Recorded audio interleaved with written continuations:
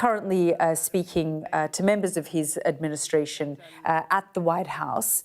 And of course, it's that time of night again when Donald Trump tries to change US policy with the stroke of a pen. Now, last night, you would have seen that it was all about Gaza, and we will be discussing his plans to turn the war zone into the Riviera in a moment. But in the past few minutes, the president has focused on the rights of trans women to compete in female sports. Let's just have a listen to what he said in the last few minutes. In recent years, the radical left has waged an all-out campaign to erase the very concept of biological sex and replace it with a militant transgender ideology. You've heard a little bit about this, haven't you, huh? Just a little bit? Does anybody agree with them? No. Would be not a good thing to say yes right here. Female athletes have been forced onto the front lines, and men claiming to be girls have stolen more than 3,500 victories, that's a lot, and invaded more than 11,000 competitions designed for women. Last year, a male cyclist posing as a woman competed in the 800-mile Arizona trail race, a very big deal in cycling, and obliterated the women's course record by nearly 5.5 hours. But all of that ends today because with this executive order, the war on women's sports is over.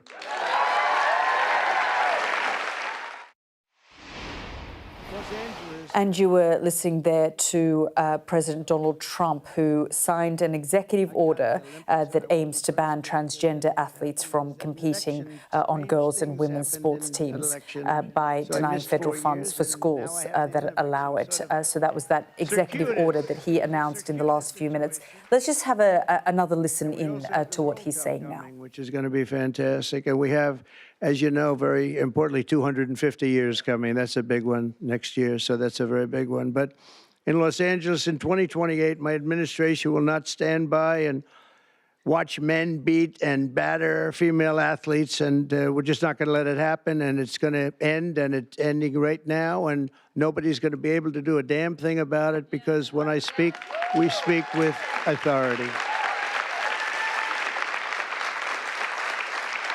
And for the same reason, just to make sure, I'm also directing our Secretary of Homeland Security, Kristi Noem, who's also doing she's out there with you, Greg, a fantastic job. She's unbelievable. I was watching her riding yesterday on a horse. She was as good as anybody. She's very good. To deny any and all visa applications made by men attempting to fraudulently enter the United States while identifying themselves as women athletes, try and get into the games maybe where they are unable to get into the games. We're honored to be joined today by many incredible advocates for women's sports, including the brave swimmer at the forefront of this battle. And Riley Gaines is a person that I've been watching. Yeah.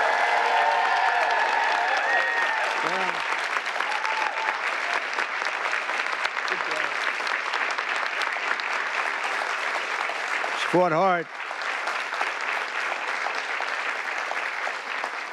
Riley was a 12-time All-American. Well, that's pretty good. 12-time All-American who sacrificed countless hours in the pool just for a chance at the title. It's so important to her. She gave up everything and just gave everything she had. But then the league forced her to share a spot on the podium with a male swimmer who took her trophy while the media celebrated this stolen glory. And Riley is just a tremendous athlete, and it was a very unfair situation. I watched it. A lot of people watched it. It was ridiculous, frankly. But I want to thank Riley. She really has been in the forefront. People that aren't that well-versed in this would say that she was the leader. And great job, Riley. Thank you very much. Appreciate it. And also with us is another great champion for women, Peyton McNabb. In high school, Peyton was a rock star athlete. Where is Peyton? Where is Peyton? I like Peyton. Nice to see you. Good job. Good job. Looks like a good athlete to me. In high school, Peyton was a rock star athlete preparing for a future in college sports. But in one volleyball match, a much taller and stronger male spiked the ball right in her face, knocking her unconscious, partially paralyzing her right side and leaving her with a traumatic brain injury.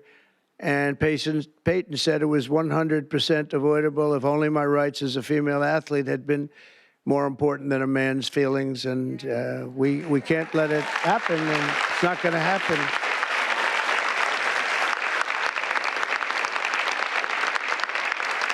Not going to happen anymore, Peyton. It's not going to happen. Are you okay? Are you good? I'm doing a lot better. Good. That's good. Thank you. We're also pleased to be joined by many incredible leaders on this issue. And as I mentioned before, Speaker Mike Johnson, and he has been so strong on this issue because he's a man of common sense. I mean, it really is. It's common sense more than anything else. So, Mike, thank you. Great job. Great job in everything.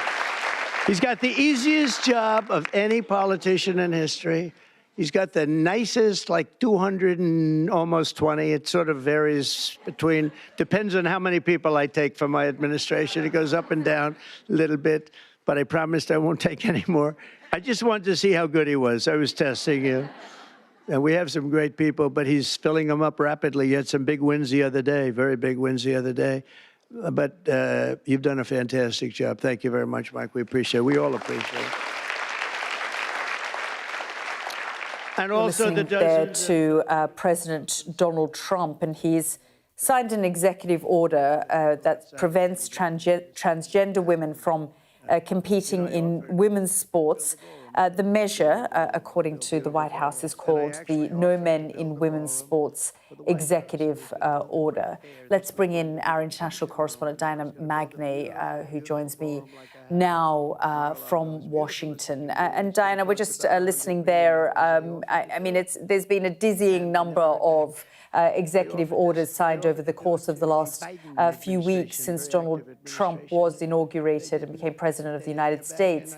And this one targets trans women, something that he has done in other ways as well. I mean, this one is about competing in women's sports, but he's also talked about for example, restricting their military service and access to gender-affirming care. President, would you like to bill? Yeah, I would. We could use at the White House. Yes, there have been various executive orders on the trans issue, essentially on a foundation whereby Donald Trump says in America there are only two biological sexes, male or female, and that's what goes in your passport. And, you know, that then dictates which bathrooms you use or which prison you use. And it comes, as you say, in a flurry of executive orders and other initiatives that seem to be taking place, such as Elon Musk essentially routing the federal government, that, you know, leave us all bewildered and trying to make head or tail of what exactly is going on. But this one is fairly clear. I mean, what he's trying to say is the war on women's sports is over. You know, the US will be holding the Olympics here in a couple of years' time, and he has said that he will be making sure that the International Olympic Committee do not let transgender athletes compete in women's sports there. And as you say, he also talked about the fact that under the new Secretary of Defense, Pete Hegseth, apparently recruitment into the US military, people have been flocking to sign up, and he says that's because they are trying to get the woke lunacy, as he put it, out of our military. So this is this big anti-DEI diversity, equity, inclusion initiative that Donald Trump has really got underway, all under the banner of what he calls common sense. Yalda. Diana, thank you so much. Well, let's get more reaction now and speak to Olivia Hunt, who is the policy director at Advocates for Trans Equality. Thank you so much, Olivia, for joining us here on the programme. We're just hearing in the last few minutes Donald Trump talk about that executive order. We knew it was coming, but just your reaction to this new executive order. Well, thank you for having me here tonight, Yalda. Here's my reaction to this executive order. I have to be honest here. For the past 2 weeks, the trans community across the United States has seen an unending attack from this administration. on all aspects of our rights and daily lives. And seeing this attack, like all the others, it's knowing that it is in many ways going to be very, very long on hostile rhetoric and inflammatory language and very, very short on clear, actionable policies. It's always concerning when we see this sort of action out of an administration, especially when it's targeted at such a relatively small and already marginalized community like the trans population across the country. Yeah, you said, that we've seen this kind of targeted attack over the course of not just the last few weeks with these other executive orders, but frankly, throughout the campaign as well. Donald Trump talked about this and said that he would do it. But I wonder how much of it is Donald Trump saying it and how much of this is going to end up in the courts. Well, we can be assured that we're going to see court challenges to pretty much every one of these hostile actions that's been taken. There have already been actions filed trying to put a hold on his attempt to move trans women in federal custody into more dangerous conditions, attempting to put freezes on access to best practice age-appropriate transition-related medical care, and on his efforts to remove people from the military. We're going to be seeing challenges going through the federal courts for the foreseeable future on all of these actions. I just want to sort of talk you through what the argument that the Trump administration, Donald Trump, has been making. He says that trans women have an innate advantage over other women and therefore shouldn't be directly competing in the sport alongside women.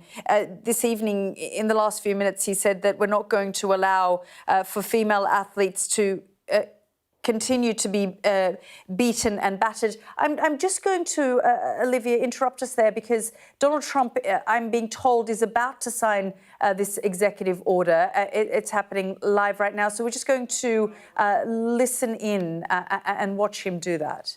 You know, if you'd like to gather around me, I think I'm going to be okay. Come on. Come on.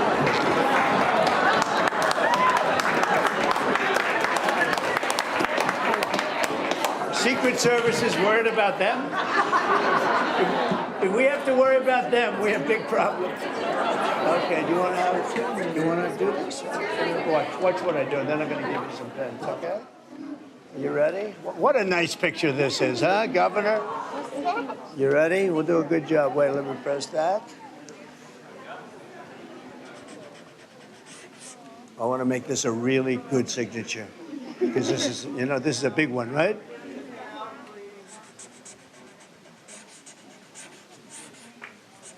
Oh, I think we have a 10. We have a 10. God bless you, Mr. President.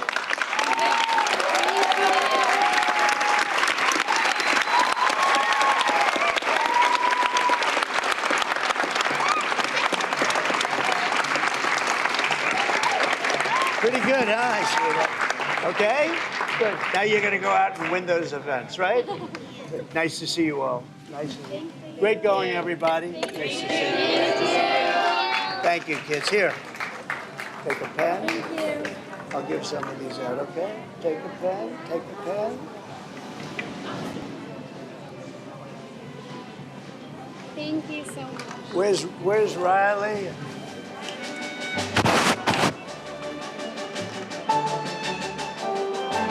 So we're just going to bring in Olivia Hunt, who is the Director of Federal Policy at Advocates for Trans Equality.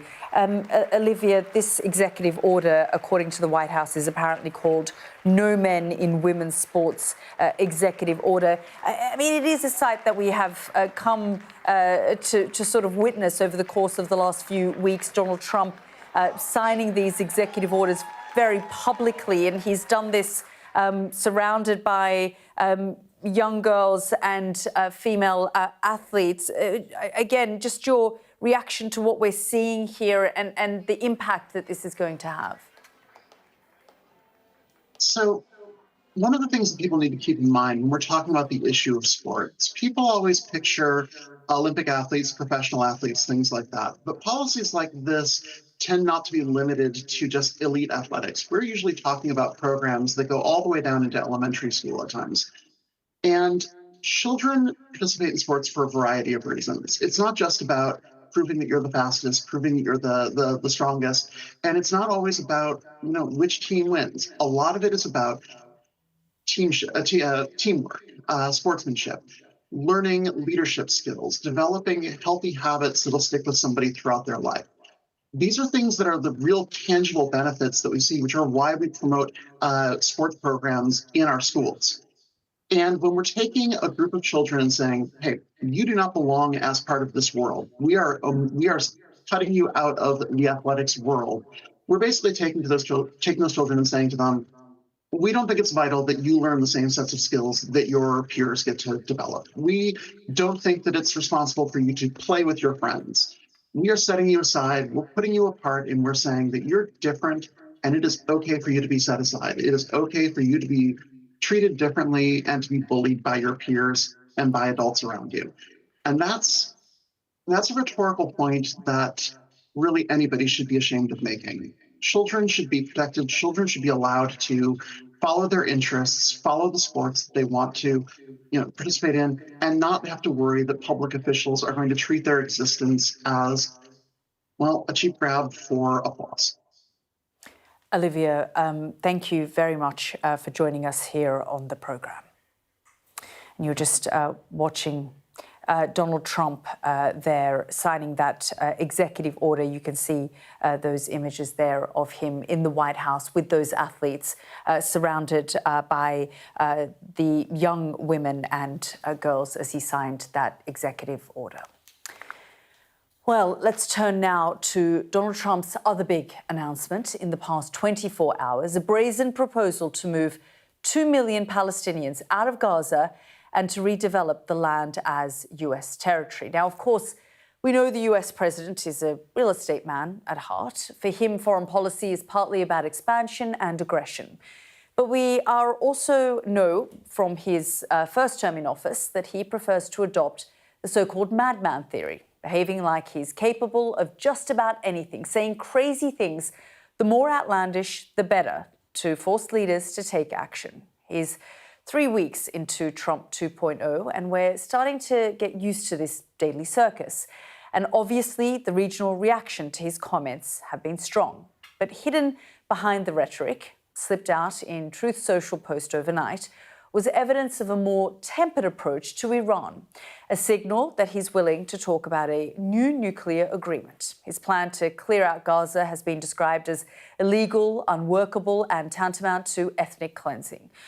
But maybe a workable plan isn't the point. Maybe there is another scare tactic to force Arab leaders to the negotiating table. So much to discuss tonight. But first, this report from our Middle East correspondent, Alistair Bunkle.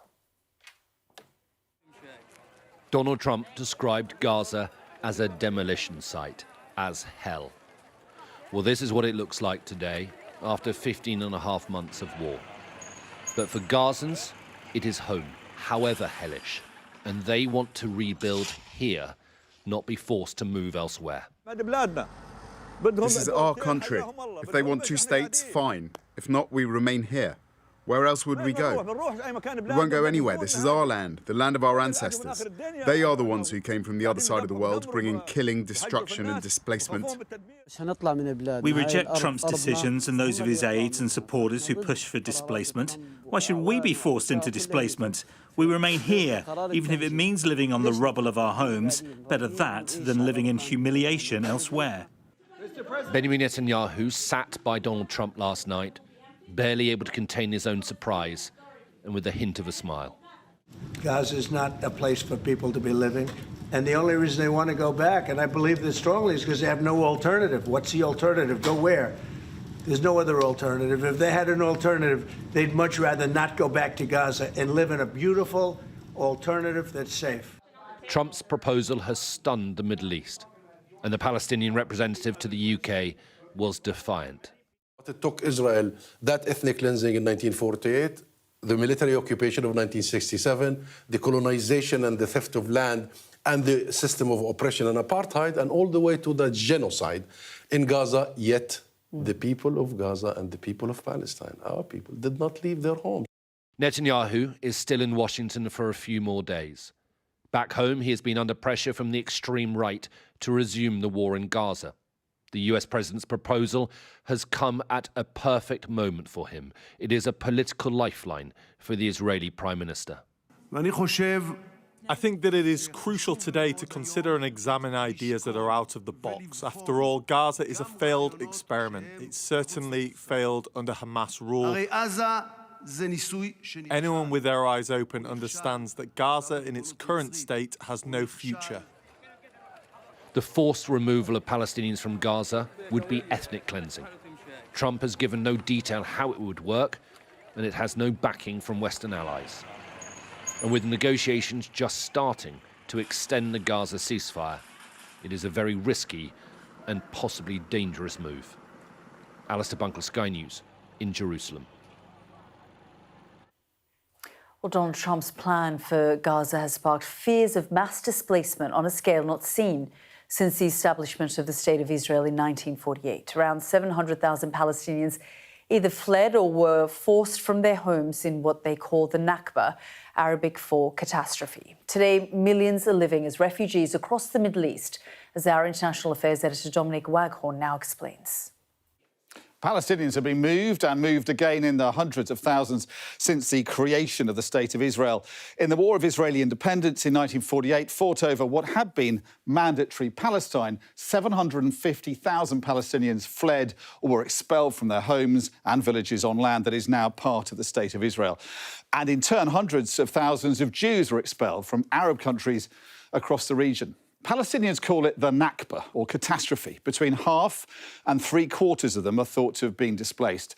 Some were chased out by Zionist militias, some were massacred, hundreds of villages were destroyed. In a huge exodus, they fled and were scattered across the Middle East. Today, there are more than 2 million Palestinian refugees registered with the UN in Jordan, 500,000 in both Syria and Lebanon. Well, it's estimated millions more live around the world, including thousands in countries like Egypt and Saudi Arabia. The UN says almost 6 million Palestinians are currently registered as refugees. Of Gaza's population of 2.4 million, 1.6 million are classified as refugees. Now, they still have a right to return, they say, to the homes taken by Israel all those decades ago. In the last year and a half in Gaza, Palestinian refugees have been displaced yet again. This is a satellite image of a destroyed area of northern Gaza at the start of the year. Following the ceasefire, tents have begun appearing among the rubble as Gazans attempt to return to their homes. Despite all they've been through, Donald Trump wants them moved again, this time never to return. They should be encouraged to live in other countries, he says, even though all of Israel's neighbours have ruled that out. Palestinians say Trump is promoting ethnic cleansing and has been hoodwinked by the Israeli far right and its American allies, some of whom say Gaza is prime coastal real estate that should be developed into the Riviera of the Middle East. Some have even openly advocated for the reoccupation of Gaza with Jewish settlers, including members of the Netanyahu government, including this man, Itamar Ben-Gvir. Now, some see this as a crafty negotiating tactic by Donald Trump designed to help Israeli Prime Minister Benjamin Netanyahu keep his precarious right-wing governing coalition together during the tricky Gaza ceasefire process. But if he is serious about his plan, he faces staunch opposition from 2.5 million Gazans, America's allies in Europe and all of Israel's neighbours. That would, it seem, spell its certain failure. Dominic Waghorn there. Well, this evening, the White House sought to clarify the president's comments. The press secretary said the administration will not pay for the reconstruction of Gaza and has made no commitment to sending troops there. Just have a listen. It's been made very clear to the president that the United States needs to be involved in this rebuilding effort to ensure stability in the region for all people. But that does not mean boots on the ground in Gaza. It does not mean American taxpayers will be funding this effort. It means Donald Trump, who is the best deal maker on the planet, is going to strike a deal with our partners in the region. Well, the language being used to describe Gaza by Team Trump has been raising eyebrows. As far back as a year ago, his inner circle have appeared to view the enclave as more like a real estate opportunity. Just have a listen.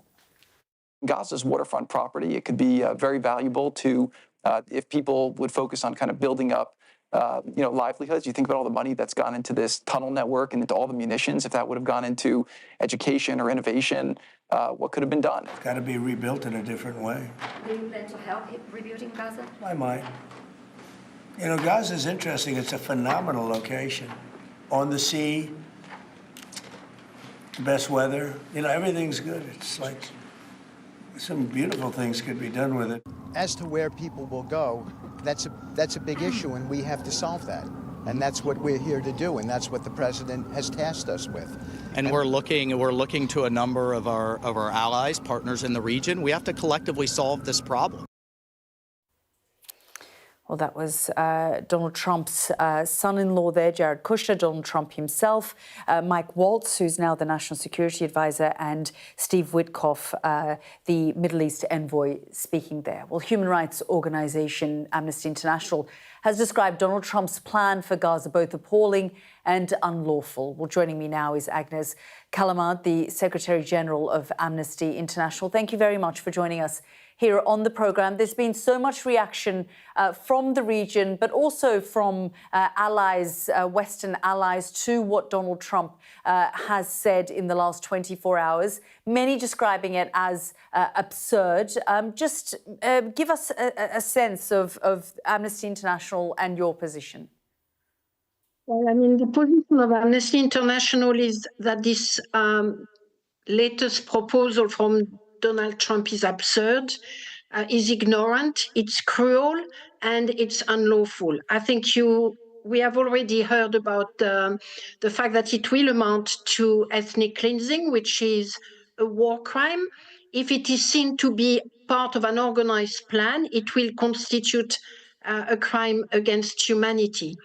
At heart, though, that proposal just highlights how little this administration seems to understand the Palestinian people and the history and the cruelty behind that proposal, the complete dehumanization and denial of any kind of free will for a people that has been the victim of a genocide for the last 15 months and that lives on top of rubble right now. So it's mind-boggling. It's sickening. To be honest, it is sickening. And listening to these privileged individuals planning around the life of 2.5 million people, it's just sickening.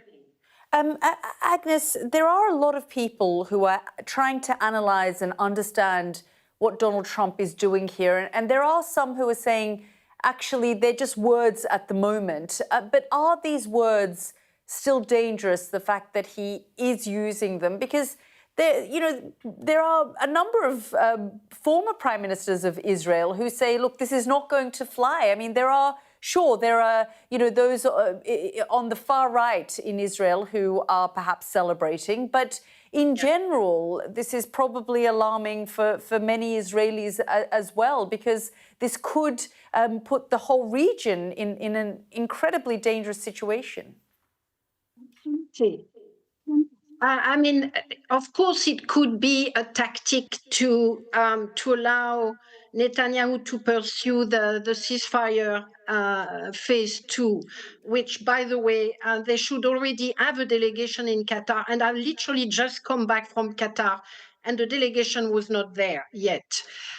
So if Donald Trump really wanted to favor and ensure that this important process, this fragile process, delivers what it is meant to deliver, there are other ways than coming up with this crazy, absurd plan, which is also a dangerous plan. It is seeding instability.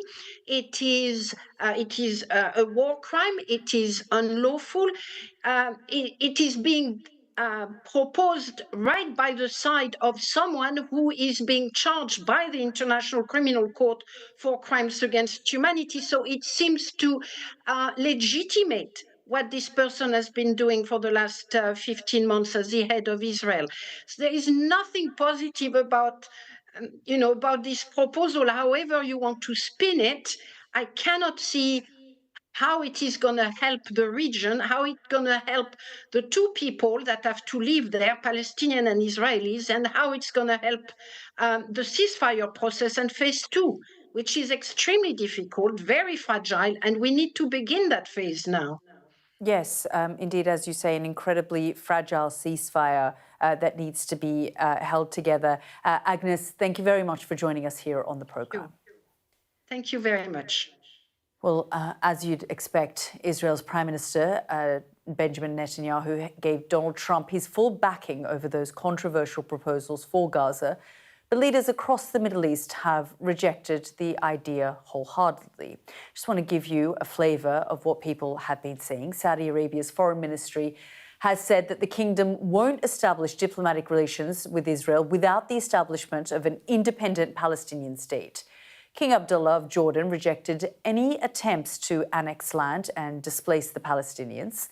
The Egyptian foreign minister insisted that aid to Gaza must be provided without Palestinians leaving.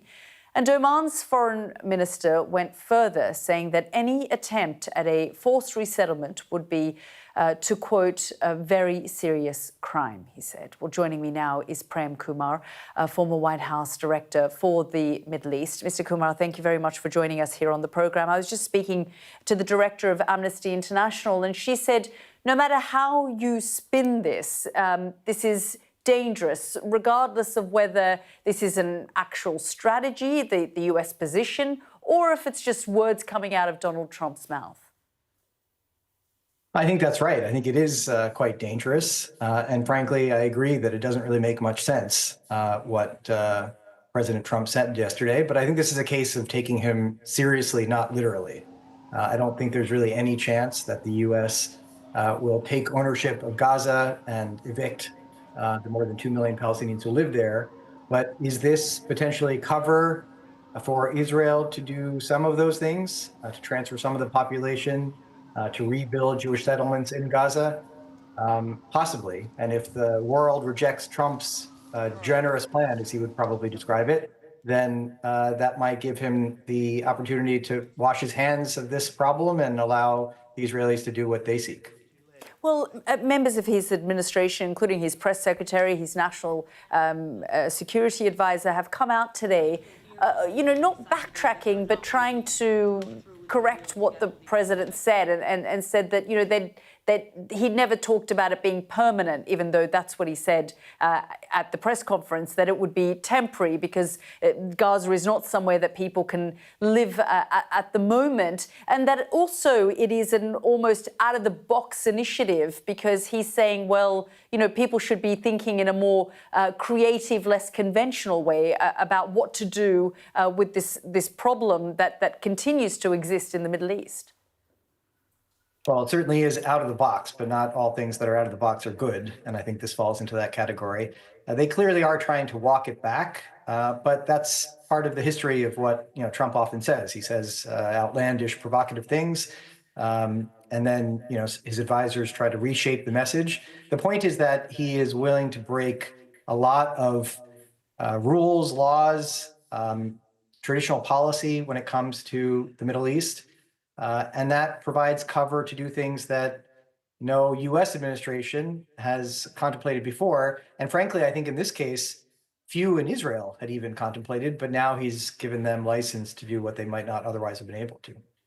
And I guess while everyone's been sort of distracted and talking about this situation, he's also putting out, posts on Truth Social about Iran and talking about the fact that he wants to negotiate with Iran, which no doubt is also something that perhaps is making a lot of Israelis sit up. I spoke to one Israeli from the security establishment today who said this is now the fifth administration who doesn't quite understand, fully grasp the problem of Iran and wants to go in, almost softly and negotiate rather than take a more hardline approach when it comes to Iran. Well, I'm not sure I would describe the Trump administration's approach that way just yet. I think Trump has himself talked about wanting to reach a deal with the Iranians at various times. He's also imposed tremendous pressure on them in his first term. And the odds of a deal between what he seeks from the Iranians and what they would understandably seek are very low. So he may say that he wants a deal, but the prospects of actually reaching one, I think, are much more remote.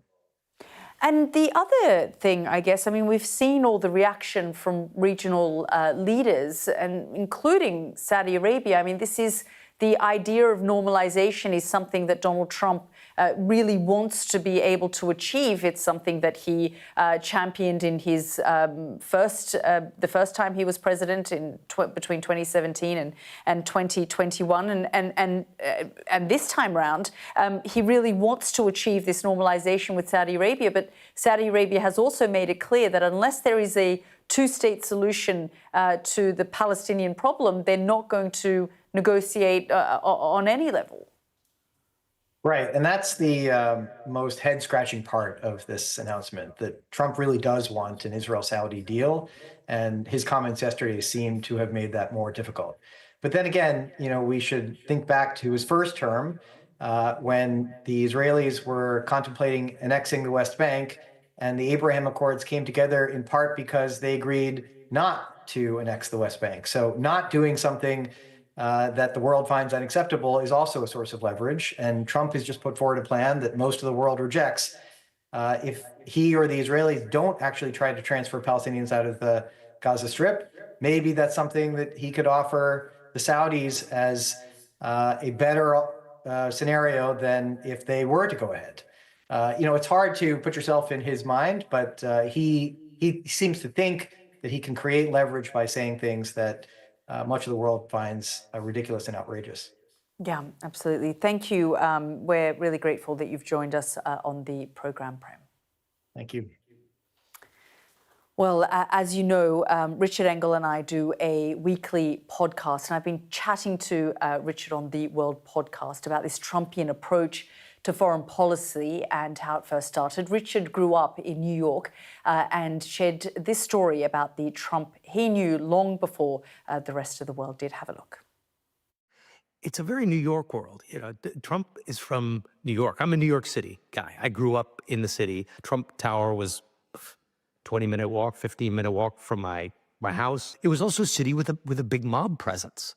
And I don't want to get say Trump was a mobster or anything like that, but he's certainly being involved in big construction in the 70s and 80s in New York.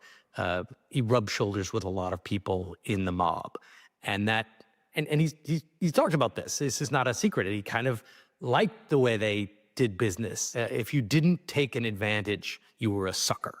It's the same mentality that you see now in the foreign policy. Goes back to that New York 1970s, or early 80s, where you wanted to be a tough guy. And of course, you can follow us wherever you get your podcast. You can also scan the QR code now to listen to the podcast. You're watching The World with me, Yalda Hakim. Lots more coming up next. The suspect behind Sweden's worst mass shooting is named by local media as 35-year-old Rickard Andersson.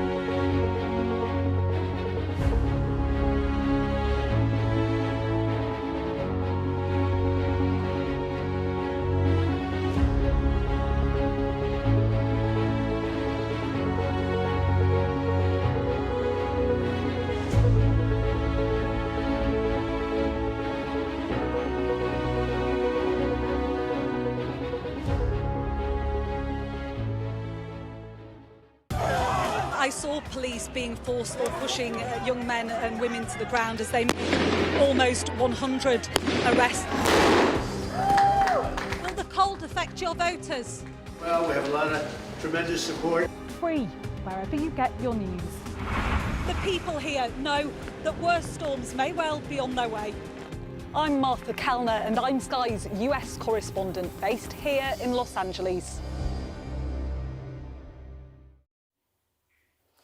Welcome back. Local media in Sweden have named the suspect involved in yesterday's mass shooting as Rickard Andersson. 11 people died in the attack at a adult education centre west of Stockholm. Today, the King and Queen of Sweden visited the site of the shooting to pay their respects. Our correspondent Ashna Harnag is in Örebro for us. Ashna. Well, today has been a day of mourning for this city. Since 8:30 this morning, we watched as people approached the cordon. Families, children, members of staff, but also pupils that were at that school, watching on in disbelief at how an educational facility that was housing people taking lessons, taking exams, had 10 people killed yesterday lunchtime. We know that a number of people remain in hospital. Several of them remain severely injured. We know among them there aren't any children, but there are still some young adults believed to be within that number. As I say, this is a city that has been in some substantial shock. Just in the cathedral and the church behind me, there's been a prayer service today in which the King and the Queen of Sweden attended with other dignitaries too, including the Prime Minister of Sweden, all unfolding as the suspected attacker has been named. 35-year-old Rickard Andersson. Local media say this is the man believed to be responsible for Sweden's deadliest ever shooting. This is what onlookers heard on Tuesday lunchtime as people fled from an education campus in the city of Örebro. Inside, students were paralysed in fear, hiding underneath desks as an attacker roamed the hallways. This survivor made eye contact with the gunman. Yes, I was in there yesterday. I usually come here because I'm in education. So when I was in the classroom, someone came. I saw him. I saw the shooter. So we didn't know what had happened at first. And when he entered my classroom, he started shooting 5, 6 times. So I started running away and I fell over there when he started shooting towards me and I dropped my phone. I don't feel good now because I saw people die when he shot them. So yeah, that was really, really tough. That must have been very scary. What is it? That must have been very scary. Ja, det gör det. 10 people were killed, marking the country's worst mass shooting in its history. The facility is mainly used by young adults learning Swedish as a second language or studying extracurricular courses. Marcus is the head teacher of the school next door. He heard the gunshots and went into lockdown. It's a surreal feeling, an empty feeling. It's shocking, you know, what's happening. You just think this can't be happening, but you act very rationally, and we managed to stay calm throughout. A shrine opposite the campus is growing. Candles, flowers and cards left as tributes to friends and strangers. The King and Queen of Sweden also joined mourners at the site to pay their respects. The Queen and myself are personally very shocked over the tragic situation which has happened here in Örebro. And I also know that the whole Sweden, the Swedish people, are shocked over this tragic incident which happened here at this school. The attacker was found dead inside the building. He was unknown to authorities. Police are not yet clear on the attacker's motivation. They know, however, that he was acting alone. Gun laws here are incredibly strict, so there will be questions about how someone managed to enter an educational facility such as this and kill.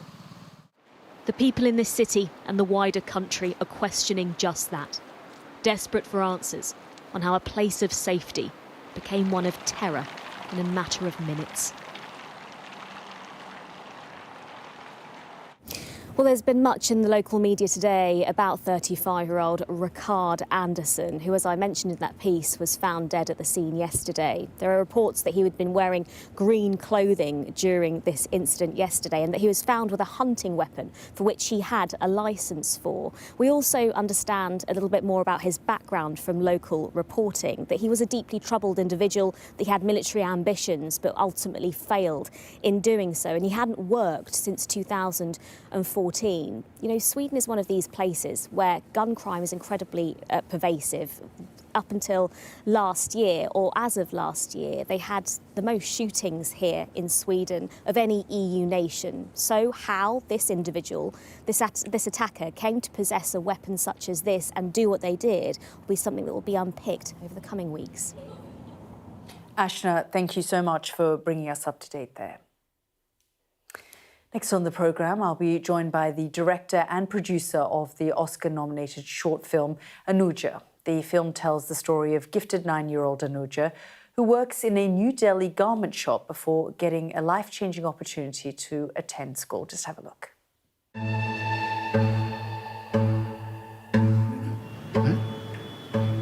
तू तो समझदार है ना?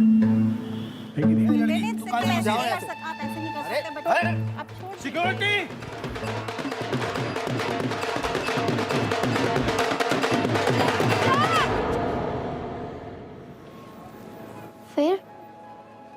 फिर क्या कहानी खत्म फिर तेरा क्या होगा I'm really pleased to say that joining me now is Anuja's director, Adam Graves, and producer, Suchitra Bhatte. Thank you both for joining us here on the programme. Congratulations. Such a beautifully done little short film that captures so much, including, you know, the challenges of modern-day slavery in India, but also hope. If you can just talk us through that. Yeah, I think that the story is meant to shed light on child labor, but ultimately it's a human story about the bond between sisters and the joy that they have even within their very dire circumstance. Yeah, I mean, because when we think about, you know, child labor in a place like India, there's still millions of children who are working, trying to go to school, but also working and frankly, something that is illegal, but also supporting their families. Yeah, that's right. And when we were researching the film, we discovered that 1 in 10 kids globally, actually, not just in India, but 1 in 10 kids around the globe is engaged in child labor. And it's 160 million children. And a lot of them, we discovered in doing case studies and meeting with kids with that background, a lot of them face this really difficult decision, or their families do. You know, it's either school or basically supporting the material needs of their family. And that's, honestly, it's not a decision that any family or child should have to face. And we saw that dilemma, didn't we, in the film? I mean, that is the kind of the drama, the climax in the film of what are they going to do? Yes, yes, indeed. And, you know, the 9-year-old Sazda, Anuja, has this brilliance. She's brilliant at math. And, you know, even within that circumstance, her potential shines through. And, of course, her sister wants her to have the best. Yeah, I mean, I guess it also just, as you say, you know, we see the potential of children, even that don't have anything, you know, and that is recognised as well, and this opportunity is presented to her. Yes, and I think one of the ways we thought we could shed light on this issue is through, I guess, not focusing on their victimhood, but on their agency and the potential for making decisions. And I think that I don't want to spoil it, but the ending offers those possibilities. Yeah, I mean, we do see that, don't we? That even in these sort of dark moments, there is suddenly hope and opportunity is presented to them, and it's a question of what they then decide to do with that? You know, the tone of the film developed as we were researching it. So I think when we initially envisioned the project, we had envisioned something that was a bit bleaker, to be perfectly honest. And but as we did more site visits and met with the kids who come from this background, we were just struck by the joy that they were able to kind of create within these very difficult circumstances. And we felt in the end that we needed to pay tribute to that, and pay tribute to their resilience, to their joy, to the magic and their mischievousness. And in the end, ultimately, we wanted to make a film that they themselves would enjoy watching. So they are, you might say, our most important audience. And have many of them seen the film? We did a screening at the home where Sajda Patan, who's the lead actress, who's actually living at a home that provides educational opportunities, a safe space, all of the resources needed for kids who were previously living on the street. And so she actually entered that home just about a year before we went into production on the film. And when we finished, we brought the film back to India and we did a screening for her and all of her classmates. And that was really an incredibly rewarding experience, watching them watch the film. and how did they react? Well, we were scared. We didn't know how they would react, but there was so much laughter and joy, and especially at the comedic moments. We were just so touched, and they were so excited. Could they see themselves in the film? I mean, did it feel close to their reality? Is that what you were trying to do as well? There's definitely some of that. I know Adam tells stories on set about how Anuja, Sajda, actually spontaneously would improvise and kind of react to the situation in the way she might react or might have reacted as she was living a year before the film was made. What do you hope that people take away from this film? Because there is so many messages here, highlighting the issue of modern-day slavery and child labour, but also there can be a way out. I mean, there are a number of things that you touch on. Yeah, I think that one of the most important things is that we all have to sort of be in touch and have knowledge about our supply chain, and that child labor does exist, as Adam cited that statistic, 1 in 10, right? And so that is something we want you to take away. But we ultimately also want you to see, again, their joy, the children's resilience, and their potential for success and prosperity. And for you, Adam? Yeah, there are a lot. Well, in making the film, we collaborated with a lot of really fantastic organizations like the Salam Balik Trust, which is a group of homes in Delhi that provide a place for children who are either living on the streets or formerly working. And we hope to use the film as a vehicle to raise some awareness about their work and the work that other comparable organizations across the globe are doing, so that we can try to support and enhance the work that they do. Is there a level of pessimism as well, though? Because, did you sort of realize that actually the global supply chain, it's so strong, the demand is so strong that unfortunately these children are always going to be subjected to this? It's just a matter of then offering them opportunities where you can. Yeah, I mean, one thing we know for sure is that this problem often affects girls disproportionately, who are often pulled from school in order to help support the material well-being of their families. And we know that when girls are educated, that all kinds of society's lifted in all kinds of ways. So we are hopeful. There's no reason why child labor has to be necessary.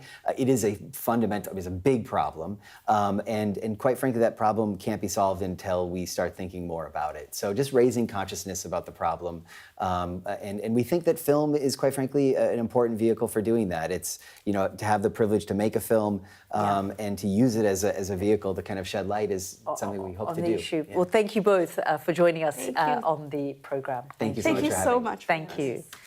Well, that's it for tonight's programme. Another evening dominated by the actions of Donald Trump changing US policy with the stroke of a pen. We'll have much more analysis on the world's biggest stories tomorrow night. Thank you so much for joining us. Good night.